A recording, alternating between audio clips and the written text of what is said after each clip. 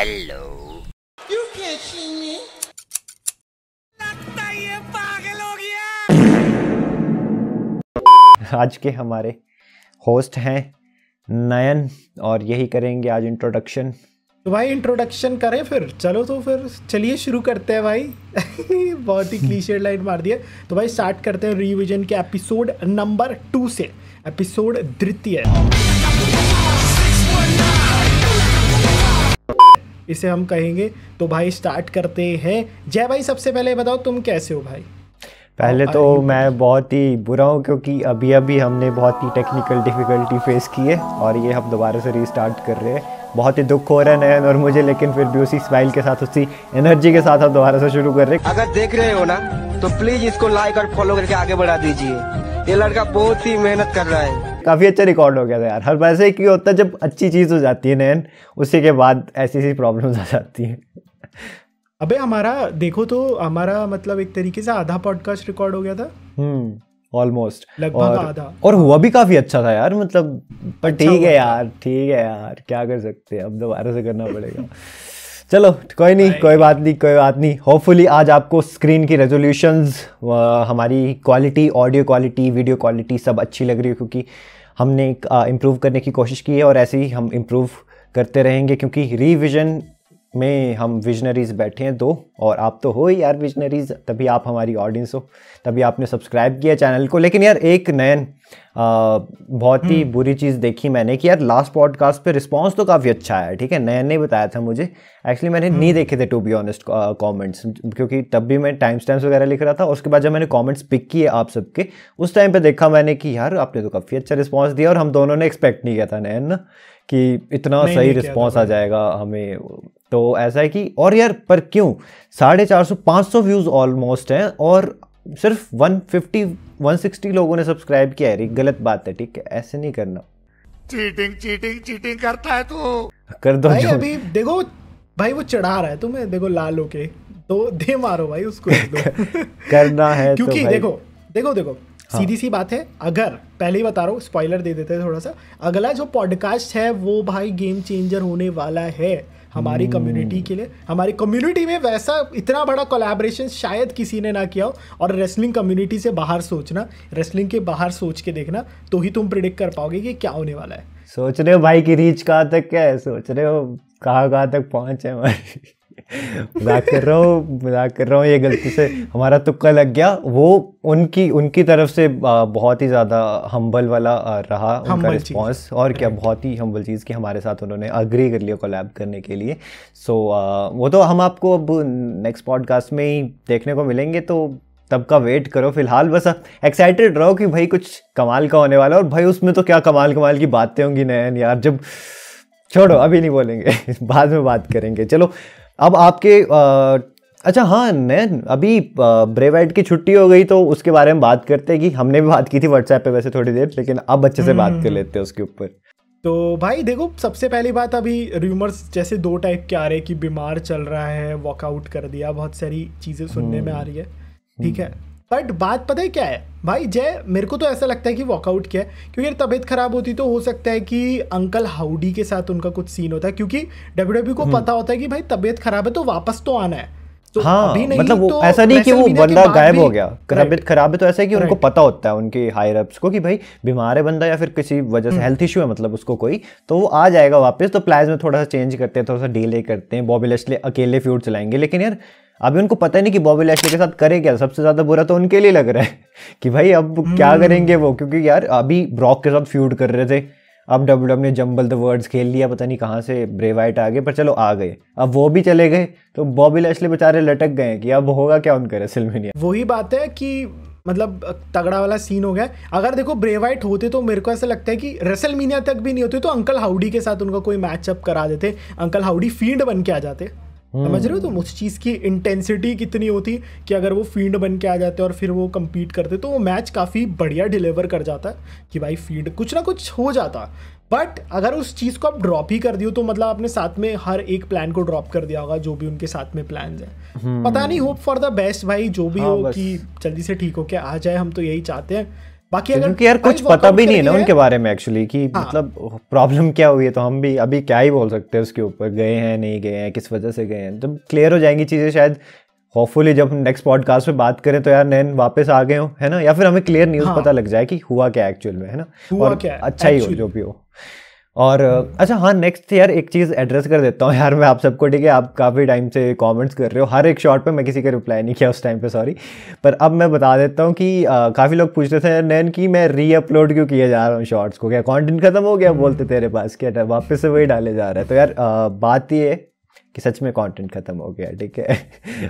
Actually यार कुछ personal problem है जिसकी वजह से मैं बना नहीं पाया ज़्यादा, और ऐसा नहीं कि मैं मतलब वही डाले जा रहा हूँ और दो सेम शॉट्स डाल दिए मैंने चैनल पे। एक्चुअली क्या है, वो जो शॉट्स आपको देखने को मिली है ना, वो ऑलरेडी सोनी वाले उड़ा चुके हैं मेरी शॉट्स, तो वो मैंने दोबारा से रीडिज़ाइन करके, दोबारा से फेस कैम करके या फिर नई क्लिप्स ऐड करके दोबारा से अपलोड की हैं। तो ये चीज़ है, ठीक है, आपको मतलब टॉपिक पता था ऑलरेडी शायद आपको, इसलिए आप बोल रहे हो कि हाँ भाई ठीक है, मैं समझता हूँ मज़ा नहीं आ रहा होगा, बट जब तक शायद आप देख रहे हो ये वाला पॉडकास्ट देख रहे हो तब तक ठीक कर दिया होगा मैंने। तो हाँ यार नया थोड़ा एड्रेस करने वाली चीज़ थी, काफ़ी टाइम से मतलब लोगों ने भाई री अपलोड प्रो पता नहीं क्या क्या नाम दे दिए थे, तो मैं बता ही देता हूँ अब। तो भाई ये देखो आती रहती है, और बेसिकली ये रीअपलोड नहीं, रीटच करी है उसने वीडियो, क्योंकि जो उसकी पोटेंशियल थी उसके अकॉर्डिंग तो उसने रीच पकड़ी भी नहीं, ठीक है। हाँ, वो तो भी अब है। क्या पता वो रीच पकड़े, वो वाली पोटेंशियल पे जाए। तो रीटच वीडियो थी, अगर तुमने पहले देखी है तो भाई तुम लिख दो आई एम दी लेजेंड कि मैंने वीडियो दूसरी बार देखी। मुझे तो पहले से पता था। मुझे तो बड़ा नॉलेज है। तो भाई यहाँ से टॉपिक की शुरुआत हम लोग करने वाले हैं, तो यहाँ पे बहुत सारी लिस्ट बना के लाया हूँ। तो सबसे पहला जो मैं टॉपिक उठाना चाहता हूँ ना, जब वो उठाना चाहता हूँ कि कोडी एंड सेमी ज़ेन का हम एक जुगलबंदी देख रहे हैं, ठीक है, जिस तरीके लाइव शो में भी देख रहे हैं, हम अभी शोज पे भी देख रहे हैं, स्मैकडाउन पे आके कभी कोडी उन्हें सेव कर रहे हैं, अभी MSG वाले शो के अंदर सेमी ने उन्हें आके सेव किया था, ठीक है। हाँ। और तो यहाँ पे उनकी दोनों की एक जुगलबंदी, एक टच देखने को मिल रहा है। WWE सेमी ज़ेन की हाइप को कोशिश कर रही है कि वो ट्रांसफर कर सके कोडी रोड्स की तरफ। हाँ मैंने भी ठीक है, अगर देखा, तुम- मतलब नोटिस की हाँ। ये वाली चीज़ कि ऐसा कर रहे हो। वो WWE ये चीज़ कर रही है हायर अप्स, तो हो सकता है कि मेजर इन्वॉल्वमेंट जो सेमी ज़ेन का हो उसमें सेमी ज़ेन हेल्प करें कि भाई यहाँ पे to हमारे win कोडी रोड्स type। जीत जाए। राइट। और सेम गोज विद कि आफ्टर बैकलैश और या फिर 1000 डेज कंप्लीट होने के बाद ऐसे सिनेरियो हो जाए कि यूनिवर्सल टाइटल जीतने के लिए सेमी को हेल्प करते हुए दिखे कोडी रोड्स, क्योंकि ऐसा सुनने में आ रहा है कोडी रोड्स सिर्फ सिंगल टाइटल जीतने वाला है। यार मैं भी यही बोलना चाहता था, मतलब और मैं चाहता भी यही हूँ पर्सनली कि भाई कोडी एक ही टाइटल जीते, दो जिता के मतलब क्या करना है यार। और अभी तुमने सुना होगा कि यार काफ़ी प्रेशर है यूएसए नेटवर्क की तरफ से भी कि भाई हमारे ब्रांड पे भी चैंपियनशिप लाओ, ये क्या गंदा इतना टाइम हो गया, 2 सालों से तुमने चैंपियनशिप की शक्ल नहीं दिखाई हमारे नेटवर्क पे। तो प्रेशर तो है भाई कि ये चीज़ को करना है, and Cody Rhodes will be the face of this whole scenario. And मतलब मुझे ऐसा लगता है सेमी ज़ेन और कोडी रोड्स की जुगलबंदी ना आगे तक जाने वाली है, और सेमी ज़ेन जो डिजर्व करते हैं उन्हें देना चाहिए भाई, एक बार एक टाइटल रन तो उन्हें देना चाहिए, मुझे ऐसा लगता है। आई थिंक शायद जब कोडी जीत जाए ना उसके बाद शायद वो अपॉर्चुनिटी दे सकते हैं सैमी ज़ेन को, बट यार अगर ऐसा हुआ तब सैमी ज़ेन को जिताया नहीं जाएगा वही सीन है। तो देखते हैं अब क्या होता है। मैं पर्सनली पता है क्या चाहता हूँ, मैं पर्सनली क्या चाहता हूँ, समर स्लैम के अंदर ये जो ब्लड लाइन से जो सेमी का स्ट्रगल चल रहा है, ठीक है, वो रोड टू रेसलमेनिया लग रहा है, rather than कोडी character wise is a very nice superstar, जिसका करेक्टर मैं मानता हूँ कि टॉप कर रहा है, रोमन रेंस का टॉप कर रहा है। There is a missing of a story line man, वो स्टोरी लाइन, वो ब्रुटैलिटी, वो पर्सनल चीजें वो नहीं देखने को मिल रही। जितना मैं इन्वेस्ट कर पा रहा हूँ सेमी ज़ेन की राइवलरी में, वो पर्सनल है, उसके अंदर इमोशंस मतलब, दिख रहा है उसके अंदर। हाँ सही में, मतलब वो मतलब उससे कनेक्ट हुए हैं हम सब, लेकिन कोडी में थोड़ा सा चलो ठीक है यार, जो भी है जितना भी है। कोडी अच्छा सुपरस्टार है, मैं मानता हूँ, ही इज, बट वो गलत टाइम पे गलत सिनेरियोज बन गए।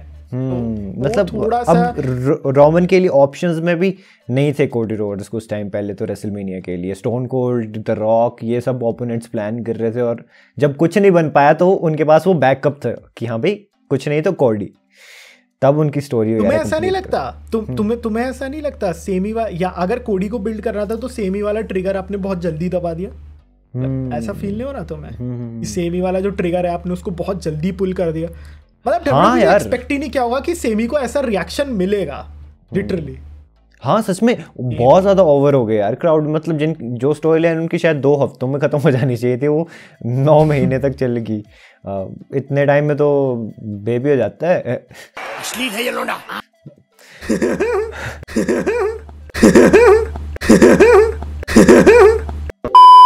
भाई मतलब जैको हुआ हुआ है भाई, एक कब हुआ भाई?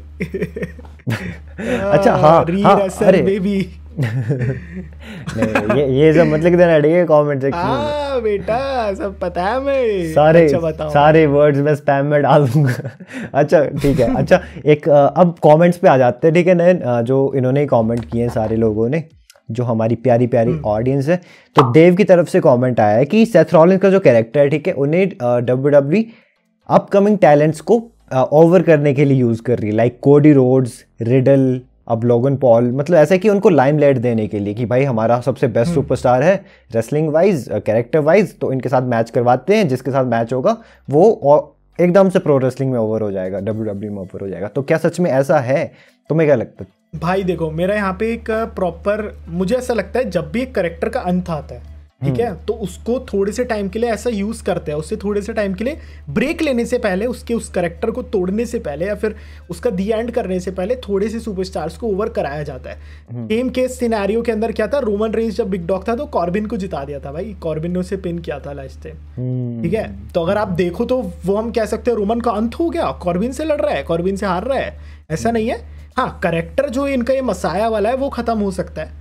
एंड अभी तो मैंने ज़ेरो न्यूज़ का एक देखा था, गिफ डाला उन्होंने कि वापस से मनी इन द बैंक जीत सकते हैं कोडी रोड्स, तो सेंस भी वो कोडी रोड्स बोल रहा हूं, सॉरी सेथ रॉलिंस। हाँ और सेथ रॉलिंस का ऐसा है कि जितने भी लॉसेस ले ले यार कभी भी वीक नहीं लगते, मतलब कल भी उनका रोमन के साथ मैच करवा दो टाइटल के लिए तो कोई ऐसे माइंड नहीं करेगा, सारे खुश होंगे कि हाँ भाई सेथ और रोमन का मैच पता है। पता है जब रॉयल रंबल की बात है, रॉयल रंबल के अंदर जब इन दोनों का मैच हुआ था मैं बहुत डिसअपॉइंट था, बट जब मैंने मैच देखा ना भाई मेरा दिमाग उड़ गया, और उस दिन एक चीज समझ में आ गई, Seth fricking Rollins is the name. अगर इस बंदे को एक प्रॉपर अपॉर्चुनिटी मिलेगी तो एक रात में उस दिन की बात पता है क्या है, लोग कह रहे थे कि सेथ रॉलिंस को इसको डिथ्रोन कर देना चाहिए था। मैंने पहली बार ऐसा रिएक्शन देखा यार। मैं जब स्टैट्स ध्यान में आए अगर जब, तब यार शॉक सा लगता है कि भाई 2016 के बाद WWE चैंपियन नहीं बने हैं सेथ रॉलिंस, WWE चैंपियन भाई कितना टाइम, और फिर भी कंसिस्टेंसी देख रहे हो, consistency, he is still the top star. वो होता है करिश्मा कि आपको टाइटल देने की जरूरत नहीं, आप you are still the main superstar man, तो वो कभी भी खत्म नहीं होने वाले। जब भी कमबैक करेंगे बहुत स्ट्रॉन्ग कमबैक होगा सेथ रॉलिंस का। एंड ही, और लिटरली मैं तुम्हें बता रहा हूँ, रोमन रेंज और सेथ रॉलिंस का राइवलरी अभी कंप्लीट नहीं हुआ है। ये जो सैगा है ना, ये मतलब भाई बुक किताबों में लिखी जाएगी, क्योंकि अभी तक देखा हो तुमने, लंबी चलेगी ये। हाँ मतलब रोमन रेंज के अपोनेंट लिस्ट के अंदर भी मतलब सेथ रॉलिंस को हराया हुआ नहीं दिखाया जाता, माना जाता है कि एक तरीके से ये TKO था। तो और ऐसा पहली बार नहीं है कि सेथ रॉलिंस, जैसे सेथ रॉलिंस का भी यूज किया जा रहा है, वैसे पहले नहीं किया गया। अब जो भी कोई नए सुपरस्टार जाते हैं उनको इस तरह ही किया जाता है ओवर कि भाई अपने टॉप स्टार्स के साथ लड़वाएं, हराएं या जिताएं, कुछ भी करें, बट ऐसे कि लाइमलाइट में आ जाता है बंदा उस रेसलिंग इंडस्ट्री में। तो इस तरह पहले भी की गई ये चीज़ें, तो अभी भी की जा रही हैं। लाइक ब्रॉक जब, फॉर एग्जांपल, ठीक है, शॉर्ट में बता दें तो ब्रॉक जब नए नए WWE में आए थे तो अंडरटेकर को हरवाया गया, उनसे हल्क होगन को हरवाया गया। अब ऐसा थोड़ी है कि उनका कैरेक्टर डिस्ट्रॉय कर दिया, आज हम अंडरटेकर को बोलते हैं यार ये क्या बंदा है बेकार सा, ऐसा थोड़ी ना। बट होता है यार, जब नया कोई लाना यार, अब नए को भी थोड़ी लाइमलाइट देनी पड़ती, नहीं तो आगे चीज़ें चलेंगी कैसे। नेक्स्ट है डीमन 07 की तरफ से, आई थिंक आपका नाम डीमन 06 होना चाहिए, इल्यूमिनाटी वाला, ठीक है। तो इनका पूछना है कि क्या हमें रेसलमेनिया में जे ओसो वर्सेस जिमी ओसो देखने को मिल सकता है? इसका तो सिंपल आंसर चलो मैं ही बोल देता हूँ पहले कि ये तो आंसर अभी नो है, ठीक है। लेकिन ऐसा है कि मैं पर्सनली एक्साइटेड रहूँगा इस मैच के लिए अगर ये मैच होता है तो, क्योंकि यार टैग टीम जिसे हम इतने टाइम से देखते आए हैं, ये तो ब्रदर्स हैं वैसे भी रियल लाइफ, तो इनका जब मैच होगा तो यार ऐसी मतलब फैमिली वाली राइवलरीज देखने में मज़ा आता है। और इनकी तो भाई स्टोरी लाइन भी इतनी एपिक चली हुई है इस टाइम पे, बट मैच हो तो नहीं रहा है, शायद ही इन फ्यूचर कभी हो। अगर बिगड़ती इन दोनों के बीच बातें तो शायद समर स्लैम में हो जाए, बट मुश्किल है यार, WWE ऐसे मैचेस करवाती कम ही है। तो अब नयन का क्या टेक है इस पे भाई? देखो मैं बताता हूँ कि टैग टीम्स के अंदर ब्रेकअप कराना और फिर वो राइवलरी कराना, ये WWE का बहुत पुराना फंडा रहा है और ये चीज़ एंटरटेनिंग भी है। अगर मुझसे पूछो तो मेरा ओपिनियन जैसे बिल्कुल अपोजिट है। मैं ये मानता हूँ इसके सीड्स प्लांट हो चुके हैं, शुरुआत से ही WWE को पता है जे मतलब ब्लड लाइन की जो फैमिली फ्यूड है उससे हम छापेंगे मोटी गड्डियाँ, ठीक है, उन्हें पता है। Jimmy and J the twin brothers, इनकी जो स्टोरी लाइन बनेगी ये बनेगी कि ट्विंस में अगर तुमने सुना हो तो एक स्ट्रांग रहता है और एक वीक रहता है। तो Jey Uso will be the strong one, और अभी भी जैसा हमने देखा कि तू मेरी कमजोरी है, तेरे कारण मुझे हमेशा दबना पड़ता है, ठीक है। 2K23 में 90 रेटिंग मिल गई है बंदे को और राइट, ठीक है, 90 रेटिंग भी मिली है। उसके अलावा पता है जय ब्यूटी क्या है, मैं बता रहा हूँ तुम्हें, वाई समर स्लैम आते आते Jey Uso versus Jimmy Uso build हो जाएगा, जिसमें जे ऊसो ब्लेम करने वाले जिमी ऊसो को कि मैं तेरे कारण हमेशा पीछे रहा हूँ, and Jey Uso will be the heel this time, and Jimmy Uso को कमजोर ट्विन बताया जाएगा। मुझे पर्सनली पता क्या लगता है नैन, मेरे हिसाब से रेसलमेनिया में कुछ ऐसा हो सकता है कि कोडी जीत जाए। अब एक टाइटल जीतते हैं या दोनों जीतते हैं, लगता है कि एक जीतेंगे, पर मेरे पास उसका वो नहीं कि किस तरह होगा वो चीज़, क्योंकि ऑन द लाइन दो हैं तो कुछ बता नहीं सकते। बट मुझे पर्सनली ऐसा लगता है कि जब रोमन हारेंगे ना, तो वो हारेंगे अपनी फैमिली की वजह से, या तो जिमी या जे जो भी होगा, और इन्हीं की फ्यूड तब कंटिन्यू होगी। क्योंकि यार एक क्वेश्चन मैं अगला ही बोल देता हूँ जो आया है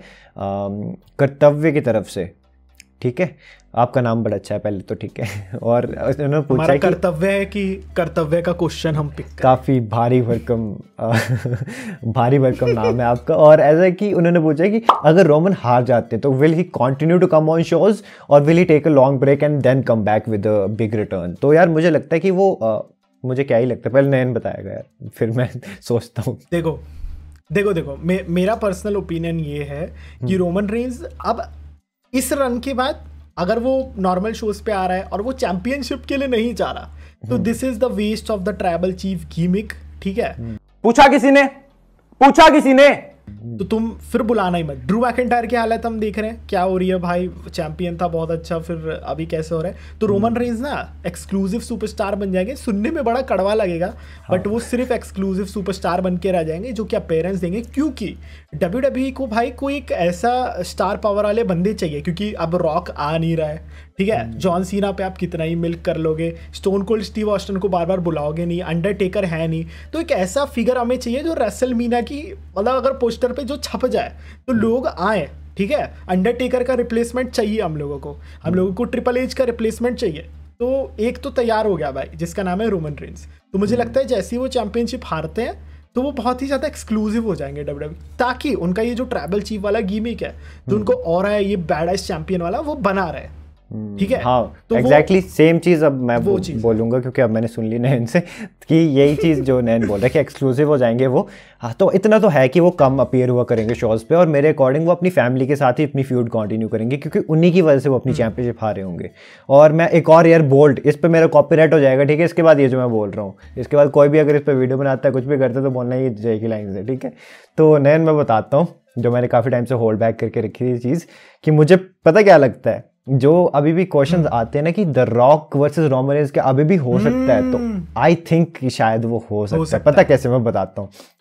मुझे पर्सनली लगता है, याद है रेसलमेनिया 27 द रॉक होस्ट से रेसलमेनिया सेम बात वही John Cena versus the Miz cost करवा दी थी जॉन सीना को चैंपियनशिप, और एक साल बाद की रेसलमेनिया का मैच ऑलरेडी ऑफिशियल हो गया था, John Cena versus the rock. तो मुझे लगता है शायद रेसलमेनिया हॉलीवुड में द रॉक भी आ जाए, हॉलीवुड वाली कमी भी पूरी हो जाए, और वो कॉस्ट करवा दे रोमन को मैच, और रोमन वर्सेस रॉक का मैच हो जाए वो उसके लिए रेसलमेनिया 40 के लिए हाँ, और वो भी सेल आउट हो जाए, ठीक है। वही तो एक की मतलब पिछले साल ही हाँ।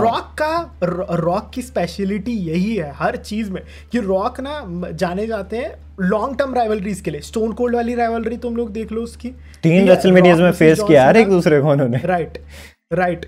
उसके बाद तुम देखो रॉक वर्सेस जॉन सीना, सेम केस सिनेरियो। मुझे ऐसा लगता है कि पूरी जो ब्लड लाइन है वो टर्न कर देगी, जिसमें जे ऊसो होंगे, ठीक है। सारी ब्लड लाइन टर्न करने वाली है रोमन के ऊपर और ब्रूटलाइज कर देगी, वो रोमन को थोड़ा सा पीटेगी काफी ज्यादा, और रोमन चले जाएंगे एक लंबे ब्रेक पे, ठीक है। एंड मतलब पता ही नहीं होगा रोमन कहाँ है। फिर रोमन का रिटर्न मेरे हिसाब से होगा, फिर अनक्लियर, हमें ये तो पता है कि ये होने वाला है अगले साल। फिर मेरे हिसाब से रॉयल रंबल के आसपास आके रॉयल रंबल जीत ले और भाई बोले कि जैसे कि मेरे को भाई चैंपियनशिप नहीं चाहिए, जैसा कि जॉन सीना ने किया था कि भाई मेरे को जाना है और फिर मेरे को तो रॉक के पीछे जाना है, और रॉक जीत भी गया। तो मुझे लगता है नॉन चैंपियनशिप मैच हो जाएगा। वैसे रॉयल रंबल ना भी जीते तो कोई बहुत बड़ी बात नहीं है कि डायरेक्ट भी कर सकते हैं, क्योंकि स्टोरी है पहले से अच्छी खासी। राइट और सोचो उस टाइम पे सोलो या फिर कोई ब्लड लाइन से चैंपियन बन जाए उसी टाइम पे भाई रोमन आ रहे हैं, रोमन आके उनको हरा दे, ठीक है, चेम्बर वगैरह के अंदर कोई सरप्राइज में आके हरा दे और बोले रॉक वापस आ जाओ और दिखते हैं भाई कौन है ट्राइबल चीफ। क्योंकि ये चीज मैंने बताया था, जो ऊला फला की माला जो पहनते हैं ना रोमन रेंज, वो बेसिकली रॉक के ग्रैंडफादर ने स्टार्ट किया था पहनना। अच्छा, सबसे पहले ऊला फला को उन्होंने पहनना चालू किया था। क्या नाम था उनका? रॉकी माइविया, मतलब इन दोनों में से ही कोई होगा नाम शायद, क्योंकि उनके फादर और ग्रैंडफादर को मिक्स करके बनाया। नाम का पता नहीं है मेरे को, बस मुझे इतना भाई इतना मेरे को जरूर से पता है कि ऊला फला नाम की वो उनके ग्रैंडफादर की थी। तो एक बहुत लॉन्ग टर्म राइवलरी बिल्डिंग हो जाए। अब यार एक क्रिटिसिज्म हमें फिर मिलेगा, शायद नयन को भी मिलता होगा, मुझे तो मिलता ही है कि भाई आप इसी टॉपिक पे क्यों बात करते हो यार, इसमें इतनी लेयर्स ही इतनी सारी हैं, क्या मतलब इतनी सारी सिनेरियोज हैं कि मतलब खत्म नहीं होती ये चीजें। तो अब कैसे आप बात ना ये है ना रेसलिंग, देखो रेसलिंग के अंदर अभी टॉप पे यही चीज चल रही है। आगे भी मेरे पास बहुत सारे टॉपिक है जिनके बारे में हम बात करेंगे। तो नेक्स्ट टॉपिक पे मैं जंप करता हूँ जय डायरेक्ट। भाई मैं बात करने वाला हूँ सबसे पहले कि भाई छोटा सा इसे कवर करेंगे, Logan Paul versus Seth Rollins is going to be the show stealer. जैसे पिछले साल जॉनी नॉक्सविल और सैमी ज़ेन का मैच हुआ था ना। हाँ, किसी ने एक्सपेक्ट नहीं किया था यार, किसी ने एक्सपेक्ट नहीं किया था वो इतना एंटरटेनिंग मैच चला जाएगा भाई। क्या मैच था वो। तो भाई वैसा मैच होगा और शो स्टीलर होने वाला है। उस पर क्या राय है तुम्हारी, वो थोड़ा सा बताओ यार। हम दोनों को ही पता, मतलब हम सबको ही पता है कि दोनों जो सुपरस्टार्स है सेथ और लोगन पॉल, जबकि उनको लोगन पॉल को इतना टाइम नहीं हुआ है, लेकिन वो अब रोमन के साथ ऑलरेडी मैच दे चुके हैं। तो उनकी मतलब डाउट तो हम कर नहीं सकते कि उनकी रेसलिंग स्किल्स कैसी हैं, ठीक है, क्योंकि ऐसा भी नहीं कि उन्होंने 2 मिनट का गोल्डबर्ग, छोड़ो रहने दो क्या बात करनी। चलो मतलब एक अच्छा खासा लंबा मैच दिया उन्होंने कमेंट में भाई, ठीक है, अच्छा खासा मैच दिया उन्होंने लंबा। तो मतलब ठीक है, फटीग वगैरह जो भी MCL ACL जितना भी मतलब सब कुछ बियर किया उन्होंने, और एक टॉप चैंपियनशिप मैच दिया एक बड़े इवेंट में जहाँ से काफ़ी ज़्यादा रेवेन्यू जनरेट होता है। और वैसा ही इवेंट रेसलमेनिया भी है। और लोगन पॉल उन कुछ चंद सेलिब्रिटीज़ में से जो कि इतने कमाल के मैचेस दे सकते हैं यार। मतलब वो ओरिजिनल WWE सुपरस्टार ही, मतलब कॉन्ट्रैक्ट में तो है ही, बट ऐसा नहीं बोल सकते कि भाई ये तो ठीक है अपनी फेम की वजह से आउटसाइडर है। हाँ, अब वो अपनी रेसलिंग की वजह से कर रहा है बंदा काम। और भाई सेथ भाई क्या कमाल के, मैं तो उनको रोमन से भी ऊपर रखूंगा रेसलिंग स्किल्स में। तो जब ये दोनों आपस में, वो मतलब कितने सुपरस्टार्स ने तारीफ नहीं की है सेथ रॉलिंस की। एज ने अभी रिसेंटली की थी कि भाई एज जब काम किया था सेथ के साथ तो उनसे बेटर उनको कोई लगा नहीं इन रिंग वर्क करने में। कैसे वो यार एक सिंपल सा एग्जांपल है, कोडी रोड्स के साथ मैच हुआ था, कोडी रोड्स इंजर्ड थे, फिर भी वो ब्रूटलाइज्ड वाला मैच दिखाया उन्होंने। और इतना सही, मतलब एक रिस्पॉन्सिबिलिटी होती है यार कि बंदे इंजर्ड सुपरस्टार से रेसल करना है। चलो कोडी रोड्स के लिए तो मुश्किल था ही, लेकिन सेथ के लिए मुश्किल था उस टाइम पे कि एक इंजर्ड सुपरस्टार के साथ में। अब अपना कमेंट में लोग लिखने वाले भाई याद भूल गया क्या, जॉन सीना वाला मैच भूल गया, स्टिंग वाला मैच भूल गया। मैं स्टिंग वाला मैच याद आया, बट यार उसमें उन्होंने इंजर्ड कर दिया था ना स्टिंग को। मैं रहने देता हूँ तो ये होता है यार। हाँ होता है, चलो यार भाई होता है, ठीक है। और ये भी देखो, मैंने तो सुना है कि जब वो टाइलर ब्लैक थे, जब वो इंडीज में काम किया करते थे, तब वो और भी ज्यादा थे। मतलब ऐसा कि WWE थोड़े मूव सेट्स कम कर देती ताकि मतलब उसके लिए करते प्रिकॉशंस के लिए सुपरस्टार्स के, कि भाई इतने रिस्की मूव्स भी यूज मत करो कि तुम वीकली शोज में कम्पीट ही ना कर पाओ। बात ये है ना, पता है इंडीज में जानबूझ के रेसलर्स इतना ब्रूटली फाइट करते हैं ताकि वो लोग नजर में आ सके, ताकि लोगों के सामने लगे। और WWE मेनली फोकस करती है स्टोरी लाइंस पे। हाँ, आपकी स्टोरी लाइन अच्छी होनी चाहिए। और ऐसा नहीं है कि भाई आपको ओवर करा दे उसके बाद आप गायब हो रहे हो भाई 3-3 4-4 महीने के लिए। WWE कभी अफोर्ड नहीं कर सकती कि भाई सुपरस्टार्स इंजर्ड हो जाए, क्योंकि भाई सिर्फ ये नहीं है कि टीवी से पैसा आ रहा है, टीवी डील से। बहुत सारी ऐसी चीजें होती है जिनसे और भी फैक्टर्स हैं, ब्रांड डील्स होती है अलग से, इंटीग्रेशन। और आज के टाइम पे WWE के लिए काफी इंपॉर्टेंट है यार सुपरस्टार्स की हेल्थ। वो छोटी सी भी पेट में भी दर्द होती है तो फटाफट लग जाते हैं इलाज में। और क्या। अच्छा जय, तो दूसरे टॉपिक पे हम जंप करते हैं। Dominik Mysterio versus Rey Mysterio is fining like a wine. और आने वाले टाइम में ये भयंकर स्टोरी लाइन पहले तो। और यार अच्छा ठीक है, एक और चीज़ यार, मतलब काफ़ी सारे क्रिएटर्स भी हैं, ठीक है, अंकित भी है और भी काफ़ी है। मतलब ऐसा है कि पता नहीं, मुझे तुम्हारा नहीं पता कि काफ़ी इंटरेस्टेड नहीं है शायद रेसलमेनिया 39 की जो रोड टू रेसलमेनिया चल रहा है, बट पता नहीं यार मुझे क्यों एक्साइटमेंट मुझे तो है, मतलब अभी भी है, सभी मैचेस की लग रही है, मतलब एक दो के लिए नहीं थी, जैसे बॉबी वर्सेस ब्रे वाइट का मैच हो गया, ब्रॉक वर्सेस ऑमस, ब्रॉक वर्सेस ऑमस के लिए अब मैं इन्वेस्ट हो गया हूँ कि हाँ भाई ठीक है, मजे तो लेने हैं, ले लेंगे। ब्रे वर्सेस बॉबी अभी भी मेरे को वो था खटक रहा, बट बाकी के लिए एक्साइटमेंट है यार मेरी पहले से कि ऑस्टिन थ्योरी जॉन सीना हो रहा है, इतने अच्छे अच्छे मैचेस हो रहे हैं, मतलब एक्साइटमेंट है मुझे। तुम्हारी कैसी एक्साइटमेंट इसके लिए भी? भाई मेरी भी मेरे को अच्छी खासी एक्साइटमेंट है, मैं ऐसा नहीं कहूंगा कि एक्साइटमेंट नहीं है। और मुझे तो उल्टा पिछले कुछ जैसे पिछले कुछ साल की रेसलमेनियास के बिल्ड थे उसमें तो थोड़ा रैंडम लग रहा था कि भाई ऐसे क्या बुक कर दिया। अभी तो थोड़ा सा है कि हाँ भाई जैसे रे और डोमिनिक की कितने टाइम पहले से चल रही है ना राइवलरी, कितना टाइम हो गया इन दोनों को फ्यूड करते, फ्यूड भी क्या मतलब ऐसे कि ठीक ठाक टाइम हो गया, बिल्ड किया उन्होंने ये चीज़। और वैसे ही सीना और थ्योरी जब मिले थे समर स्लैम से भी पहले मिले थे, उसके बाद अब मिले हैं, ऐसा वैसा जो भी उनका तो अपने आप ही हिस्ट्री है, रिया रिप्ली शार्लेट की हिस्ट्री है, मतलब सबका मतलब ठीक ना ठीक बन ही रहा है। पहले से मेरे को अच्छा लगता है, मुझे मजा आ रहा है। एक चीज तुम्हें पता है इसके अंदर, मतलब जैसे रे मिस्टीरियो और डोमिनिक वाले टॉपिक पे अगर मैं थोड़ा सा वापस आऊँ तो कि इन दोनों की जो राइवलरी है वो मुझे नहीं लगता कि रेसलमेनिया में वो चालू होगी एक्चुअली। ये लोग इसे आफ्टर रेसल में, क्योंकि कुछ ऐसी राइवलरीज होती है जिन्हें कंप्लीट नहीं किया जाता, जिनको शुरू किया जाता है के अंदर, राइट, जिनको वहां से शुरू किया जाता है। It's just not the end, it's the beginning of new thing. Example आया मेरे मन में अभी, एज वर्सेस एजे स्टाइल्स का मैच हुआ था लास्ट रेसलमेनिया में, तो डेमियन प्रीस्ट आए और फिर वो फ्यूड शुरू हुई आगे के लिए। राइट तो बात ये है कि यहाँ से चीज़ों की शुरुआत भी होती है। तो मुझे ऐसा लगता है WrestleMania is the perfect stage जहाँ पे स्ट्राइक बैक करने वाले हैं रे मिस्टीरियो, एंड यहाँ से मिस्टीरियो वर्सेस जो ये राइवलरी है ये अभी तो और पर्सनल होने वाली है, ये पूरी फैमिली को ड्रैग कर देंगे, हो सकता है यहाँ पे अपनी मॉम पे अटैक कर दे, अपनी सिस्टर को इन्वॉल्व कर दे। मैं लिटरली बता रहा हूँ, डोमिनिक मिस्टीरियो से मैंने गिव अप कर दिया था उस बंदे पे, बट अब जितना मेरे को उस बंदे पे फेथ आ गया है ना कि ये बंदा बहुत बड़ा टॉप स्टार बन के दिखाएगा एक टाइम पे, मुझे अब भाई उस पे फेथ, मतलब अभी तुम्हें नहीं लगता कि रे मिस्टीरियो रिटायर हो रहे हैं? मतलब मेजॉरिटी लोग ऐसी बात कर रहे हैं कि शायद रेसलमेनिया 39 के बाद रिटायर हो जाएंगे। 39 नहीं कहूंगा मैं, 39 नहीं कहूंगा, बट मेरे को ऐसा लगता है एज रे मिस्टीरियो दो बड़े नामों को एक साथ रिटायर नहीं करेगी डब्ल्यूडब्ल्यूई, बट मेरे को पता है एज से ज्यादा मेरे को यहाँ पे चांस पता है किसके लगते हैं। मेरे को लगता है कि रे को रिटायर कर दो, या तो आप मतलब ठीक है अरे रिटायर हो जाए तो।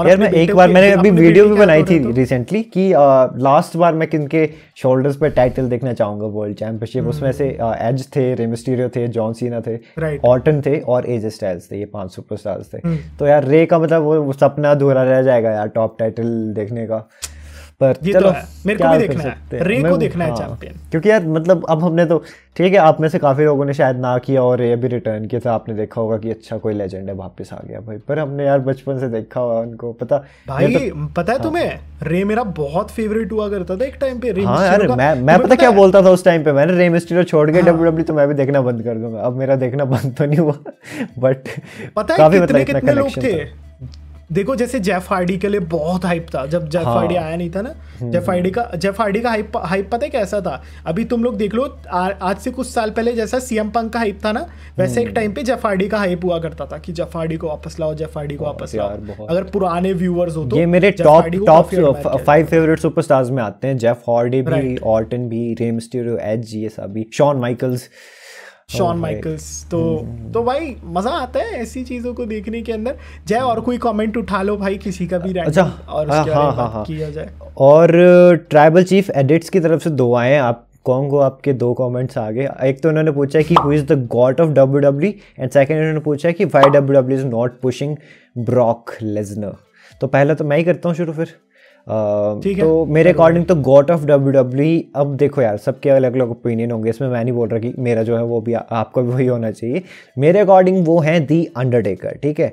और दूसरा आपका क्वेश्चन कि why WWE is not pushing Lesnar, क्योंकि मेरे अकॉर्डिंग कि लेसनर का अब बाकी सुपरस्टार्स को ओवर करने का शायद टाइम आ गया, और लेसनर को भी बात पता है कि भाई मुझे भी कभी किसी ने ओवर किया था, तो अब मैं भी और सुपरस्टार्स को ओवर करूं। मतलब ठीक है, मुझे पता है कि ब्रॉक ब्रॉक है यार, ठीक है, वो बीस्ट है, उन्हें हारना नहीं होता, उनके कैरेक्टर के लिए बुरा है, मुझे समझ रहा हूँ मैं वो सारी चीज़ें, अब मेरे लिए वो चीज़ें मैटर करती हैं, मैं भी नहीं चाहता कि ब्रॉक हारे, बट शायद वो टाइम आ गया। ब्रॉक ने सब कुछ अचीव कर लिया यार, अपनी UFC से WWE से लेके अपनी प्राइम में भाई डबल चैंपियन बन चुके हैं, मतलब सब कुछ ही कर लिया उन्होंने, कुछ बचा नहीं ऐसा कुछ खास करने के लिए। तो हाँ, अगर करते हैं वो ओवर तो कोई बुरी बात भी नहीं है उसमें।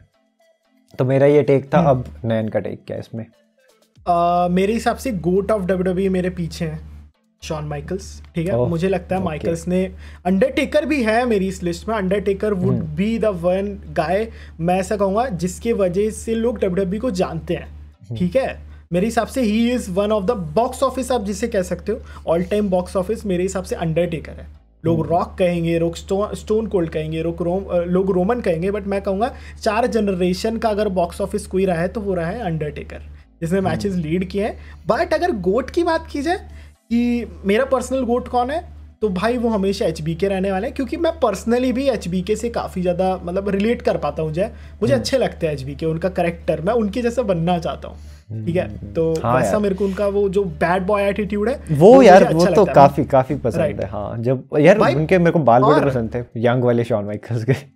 यंग वाला शॉन माइकल्स का ही फैन हूँ भाई मैं, यंग वाले का ही फैन हूँ। और जो जब उन्होंने रिटर्न किया था, वो जो मैंने मैच देखा था ना भाई, उनका ट्रिपल एच के साथ जो मैच हुआ था समर स्लैम का, ओह यार 2002 वाला शायद ना, मैजिक ब्रो मैजिक। उसके बाद वो चैंपियनशिप भी जीते थे, उसके बाद वर्ल्ड चैंपियनशिप, जब first ever elimination chamber, man that man was crazy भाई। उनका आपने मैच देखा है रेसलमेनिया 22 में मिस्टर मिकमैन के साथ, भाई टॉप पे चढ़ गया लैडर के, विंस मिकमैन को टेबल पे लिटा के ट्रैश कैन पहना दिया और उसके ऊपर भाई बंदा अपनी अल्बो लेके कूद गया। भाई वो अपने समय से आगे का रेसलर था यार, काफी। अगर वो आज के टाइम पे होते ना भाई, वो मतलब बहुत पॉपुलर होते बहुत ज़्यादा। आज के टाइम पे अगर मैं कंपेयर करूं तो मेरे हिसाब से शॉन जैसा सुपरस्टार जो था रूथलेस एग्रेशन एरा में, वो थे। अब मतलब ठीक है, सभी अलग अलग ओपिनियन हो सकते हैं अगेंस्ट सबके। मेरे लिए वो एज थे, अभी वो सेथ रॉलिंस है। और नैन, तुम्हारे लिए कौन से हैं?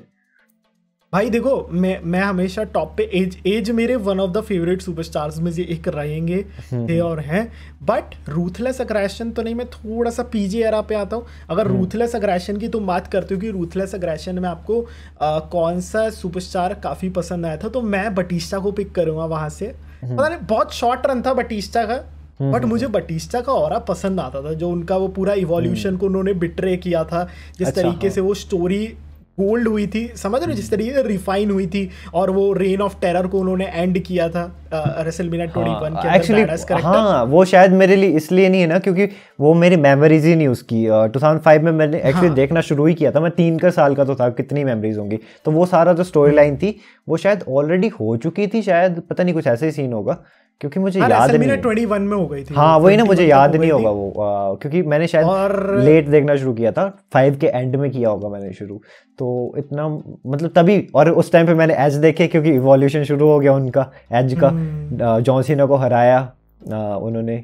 WWE चैंपियन बने, धीरे धीरे ग्रो। और मुझे उस टाइम पे जॉन सीना बहुत पसंद था, जॉन सीना का ऑरा, जॉन सीना कितना स्मार्ट था। पता नहीं यार उस टाइम पे क्या हुआ, पता नहीं, एज के साथ कैच कर गया शायद। मैंने एज और लीटा का सेगमेंट देख लिया, तो पता नहीं क्या हुआ, पर हमने फिर विंस मैकमैन का कैरेक्टर नहीं देखा था। मैंने पता रैंडी ऑर्टन का नाम क्यों नहीं लिया। मेरे उसमें वो भी आ रहे थे कि रैंडी ऑर्टन भी एक मैनियक थे अपने टाइम पे, पर वो लगते थे सीरियस, वो थोड़े सीरियस वाले मैनियक लगते थे मुझे, मतलब वो सच में मार देगा बंदे को, मतलब वो पागल हो गया बंदा। पर एज का था कि वो तुमने मैच देखा है, सॉरी काट रहा हूँ, रैंडी ऑर्टन का एक मैच देखा है, Randy Orton versus John Cena, Hell in a Cell, जिसके अंदर वो मतलब रैंडी ऑर्टन क्या करते थे, बांध के उनको फेंट कर देते थे, और रैंडी ऑर्टन क्या करते थे, जो स्टील स्टेप्स होती थी उससे सैंडविच बनाते थे लोगों का। अगर देखो तो पैर फंसा के सैंडविच बना देना, हेड पे मारना, तो वो उनका, और पंट किक आ गई थी उस टाइम पे, और वो बॉल्ड थे, तो सच में बॉल्ड, मैं वही बोलने लगा था कि वो टकला वाला जो रूप था भाई रैंडी ऑर्टन का, डर लगता था यार भाई।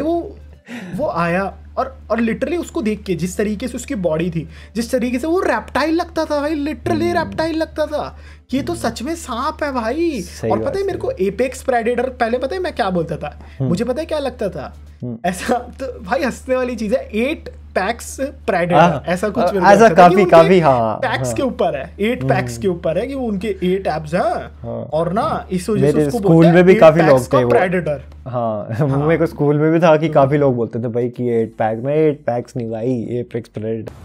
कोई बात नहीं, हम तो उसका भी कोई मतलब होता है ऐसे भाई मेरे को नहीं पता था, मेरे को बहुत लेट पता लगी ये चीज।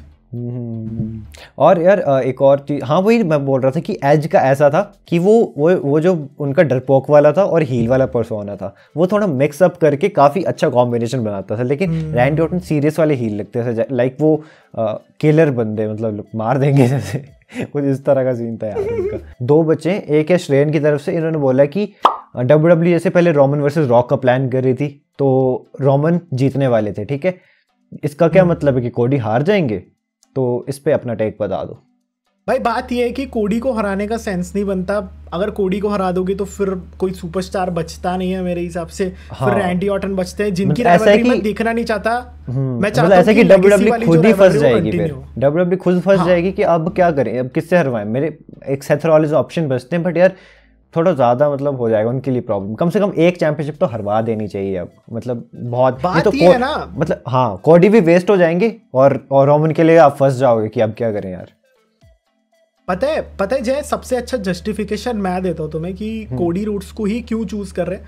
बिकॉज अगर कोई और सुपरस्टार करता है, सपोज सेथ कर रहे हैं, तो सेथ ने WWE के रोस्टर पे उस हर रेसलर से लड़ाई कर रखी है भाई, पहली मैच लड़ रखा है, हमें पता है क्या रिजल्ट होगा। बट अगर कोडी वर्सेस ड्रू होता है तो हमें रिजल्ट नहीं पता क्योंकि हमने वो मैच नहीं देखा।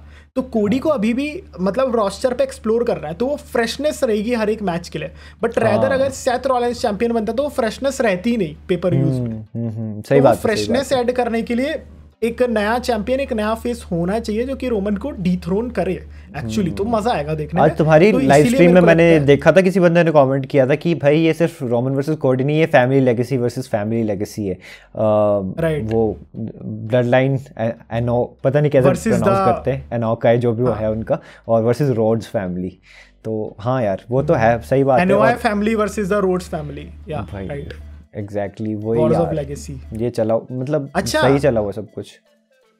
अच्छा भाई थोड़ा सा इसको एक्सपेंड करूंगा थोड़ा सा हल्का सा, क्या हमें एक छोटा सा अपीयरेंस देखने को मिल सकता है वो जो हमारे भाई है ना गोल्डस्ट, उनका?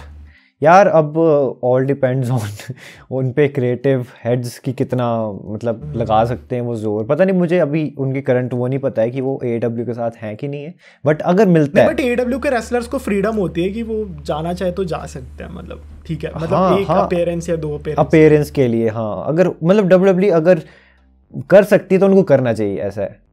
अगर वो ला सकते हैं ना, उनके उसमें है ये, तो करना चाहिए डेफिनेटली, क्योंकि यार ज़्यादा इम्पोर्टेड जाएगा, ऐसा तो नहीं कुछ बेकार हो जाएगा उससे।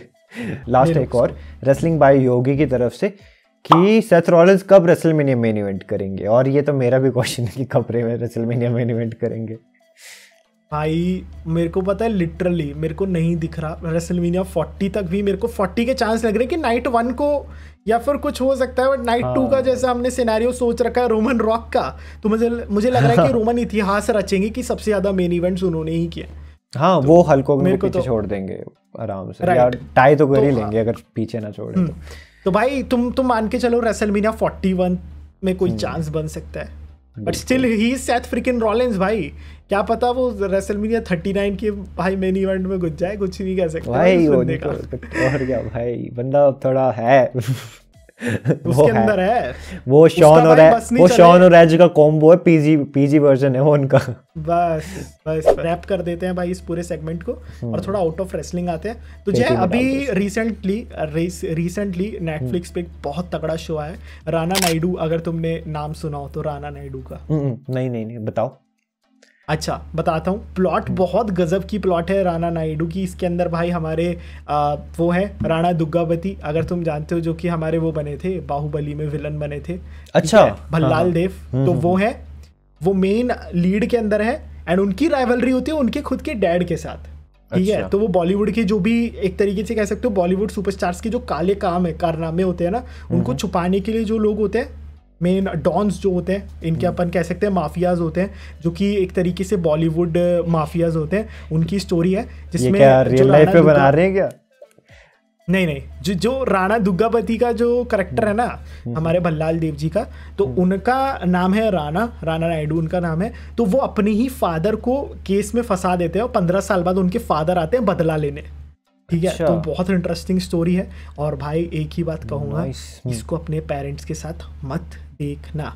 मतलब भाई पूरा मतलब तुम मतलब शुरुआत का एपिसोड देख लोगे ना भाई, उसके बाद तुम्हें लगेगा कि भाई इतना नहीं दिखाना था भाई, कुछ ज्यादा ही दिखा दिया उसमें, ये कुछ ज्यादा ब्रुटैलिटी की बात हो रही है या फिर एक्स ब्रुटैलिटी की बात हो रही है?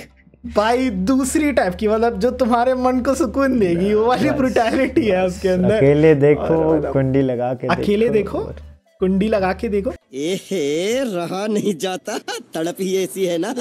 दूसरा करो इंडिया का मतलब वो होता है ना, स्टोरी में ढूंढोगे वो और उसमें स्टोरी, तो इसमें आपको दोनों मिल रहा है इन शॉर्ट। राइट, इसके अंदर आपको सब मिल रहा है। एंड इसके अंदर मतलब स्टार कास्ट बहुत गजब स्टार कास्ट लिया, बढ़िया भाई, फाइन एक्टर्स लिए हैं इसके अंदर। मजा आएगा देखने में तुमको, जो भी जितने भी एक्टर्स हैं सारे कॉम्बोज बेस्ट एक्टर्स को लिया। अच्छा नयन, एक और वो हुआ था कुछ नेटफ्लिक्स का ही था, हनी सिंह का कुछ मैंने आज देखा, अनाउंसमेंट हुई है और डॉक्यूमेंट्री आ रही है। राइट, उसके हनी बारे सिंह में का आ रहा है भाई। वो हमारा नेक्स्ट ही टॉपिक था, तो उसके ऊपर जंप करते हैं, क्योंकि जय ने देखी नहीं तो पहले रिकमेंड करूंगा जय जाके देख के आना भाई, फिर अगले पॉडकास्ट में इसके बारे में बात करेंगे। And the legend of the Indian pop, ठीक है, इंडियन पॉप हिप हॉप, यो हनी सिंह, हमारे बचपन का भाई, ऐसे कह सकते हैं इंस्पिरेशन भाई, सबको हनी सिंह बनने का था भाई उस टाइम पे, मेरे और जैकी एज के लोग। 2011 से 20 कितने तक, शायद 2016 2016 was नहीं 2017 तक था भाई, 2016 तक, हाँ। 2017 तक 2010 से ही आ गया था। इमरान खान के जस्ट बाद मेरे हिसाब से जो फटा था वो यही फटा था। पता नहीं, मैंने शायद ब्लू आइज नहीं अंग्रेजी वीट से उनके गाने सुनना शुरू किया, अंग्रेजी वीट, फिर ब्लू आइज आते गए, फिर तो भाई मतलब क्या वो क्या दिन थे यार, क्या बोले उसके बारे में। मैंने तो भाई मतलब बेसिकली इनका जो गाना सुना था ना मैंने, वो कुछ ऐसे गैंग वॉर टाइप का गाना था, मेरे को उसकी लिरिक्स नाम याद नहीं आ रहा गाने का, बट उसके बाद जो एक पॉपुलर सॉन्ग जो छड़ गया था मुंह पे वो था डोप शोप। हाँ यार, देखो कॉपीराइट ना जाए, टी सीरीज के पास है शायद, किसके पास नहीं, और भाई इंडिपेंडेंट सॉन्ग्स बना रहा था बंदा, पहली बार देखा मैंने। उनको पता था यार कि कैसे, उनको मतलब ऐसा कि सबसे इम्पोर्टेंट चीज होती है कि जनता समझना, उनको अपनी ऑडियंस समझ आ गई थी कि वो कैसा चीज़ों पे करेंगे, वाइब लेंगे। हनी सिंह ने सब किया भाई, हनी सिंह ने क्या मतलब, पंजाबी एक लैंग्वेज, समझ रहे हो, एक लैंग्वेज जो कि पंजाब जैसे एक रीजन में बोली जाती है, उसको वर्ल्ड वाइड फेमस कर दिया भाई बंदे ने। आज नॉर्थ का तो मैं बोल सकता हूँ, नॉर्थ के जितने भी हमारे स्टेट्स हैं उसके अंदर करीब भाई हनी मतलब पंजाबी जो जॉनरा है इसको हिट करना, ये रैप वाले कल्चर को एक्सेप्ट कराना इंडिया के अंदर, जहाँ पे हम लोगों को सूदिंग गाने सुनने अच्छे लगते हैं। पता है कि नई चीज लाना ना बहुत मुश्किल होता है, नई चीज लोगों से एक्सेप्ट करवाना बहुत मुश्किल होता है।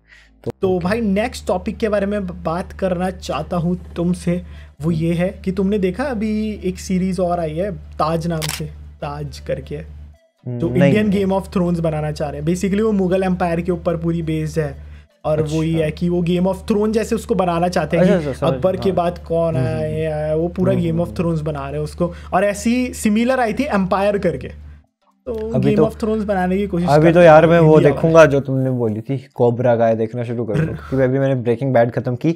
अब नेक्स्ट जो गेस्ट है उनसे मैं थोड़ा सा पूछूंगा, बता नहीं रहा हूँ अभी कौन है, बट उनसे मैं पूछूंगा थोड़ा सा उसके बारे में, तो आप गेस कर सकते हो। तो तुमने मेजर स्पॉइलर दे दिया भाई, हाँ, ये तो बहुत मेजर स्पॉइलर है। बहुत मतलब, पर ऐसा कि बहुत सारे हैं तो उनमें से थोड़ा मुश्किल तो होगा। तो हाँ बहुत तुम गेस करते रहो, कमेंट सेक्शन में कमेंट्स करोगे, कमेंट्स बढ़ाओगे, एंगेजमेंट बढ़ेगी, व्यूज़ थोड़े ज़्यादा आएंगे, पैसे तो अभी फिलहाल बन नहीं रहे हैं, तो क्या करें, फिर असली मजा तब आएगा। अच्छा कोई बचा है नए अभी? नहीं भाई, टॉपिक्स तो रैप हो चुके हैं सारे, ऐसी फालतू बातें कुछ भी कर लेते हैं। गाड़ी स्टार्ट कर। और बताओ जिंदगी में क्या चल रहा है, क्या क्या हो रहा है आजकल जिंदगी। अच्छा अभी ऑडियंस को पता है क्या, वो जो बहुत ही इम्पोर्टेंट चीज़ है लाइफ की। अभी नहीं, कहाँ बताया? अभी नहीं नहीं पता। अभी बताया नहीं है, बट हाँ मेरी लाइफ में कुछ एक बहुत बड़ा इवेंट होने वाला है, वो तुम सबको थोड़ी जल्दी पता लगेगा। बहुत सारी चीज़ें चल रही है भाई फनल के अंदर, तो वो धीरे धीरे रिवील करेंगे। अभी मैं खुद प्रिपेयर नहीं हूँ, मतलब वैसा उस माइंड स्टेट में नहीं हूँ कि बताया जाए। बट और क्राइम पेट्रोल के बारे में बता दिए?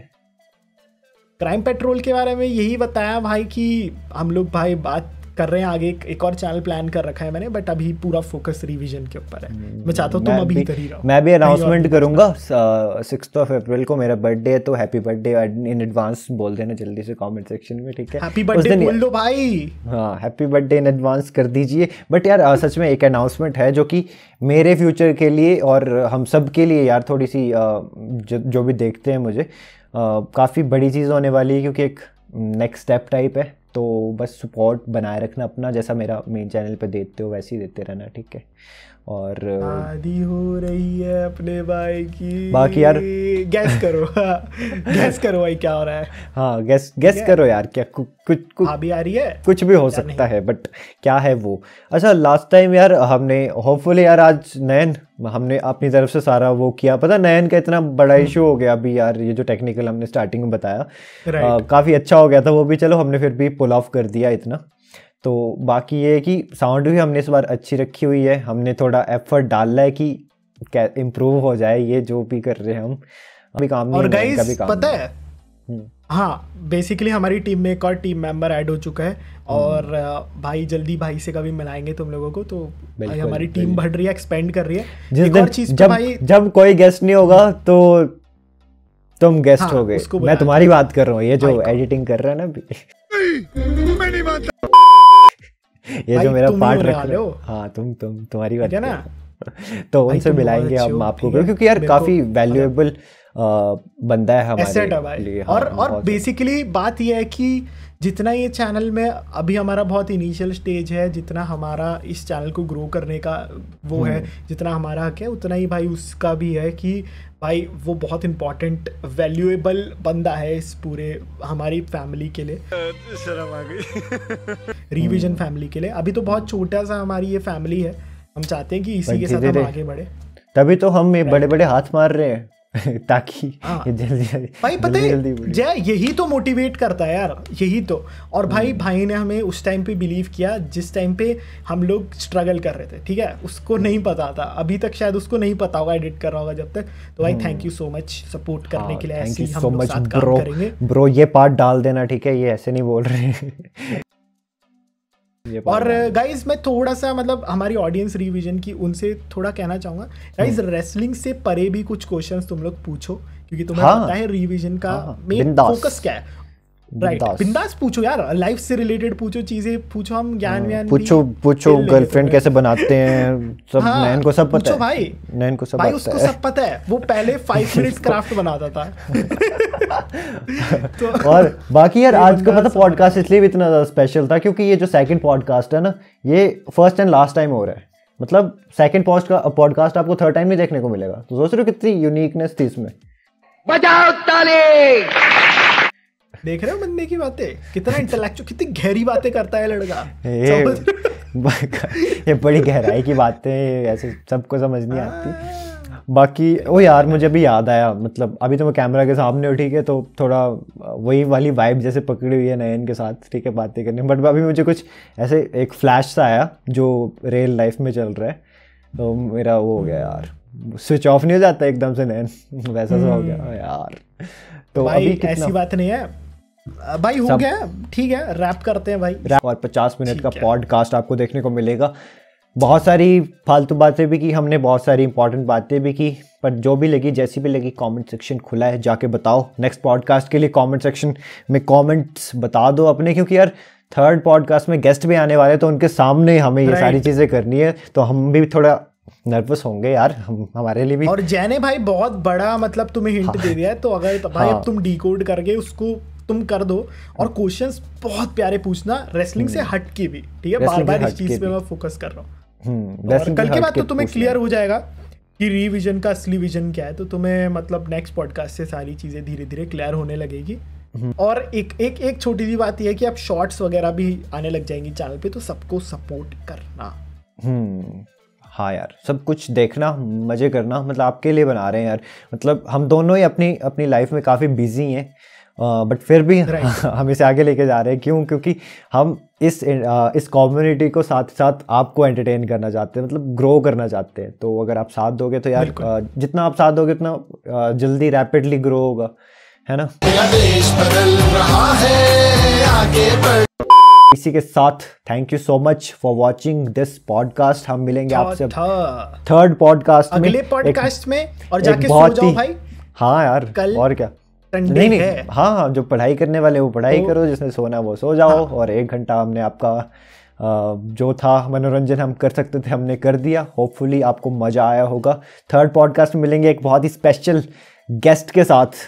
तो यार अतिथि देवो भव करने वाले हैं हम नेक्स्ट पॉडकास्ट में। So until that time, this is जय एंड लॉगिंग आउट।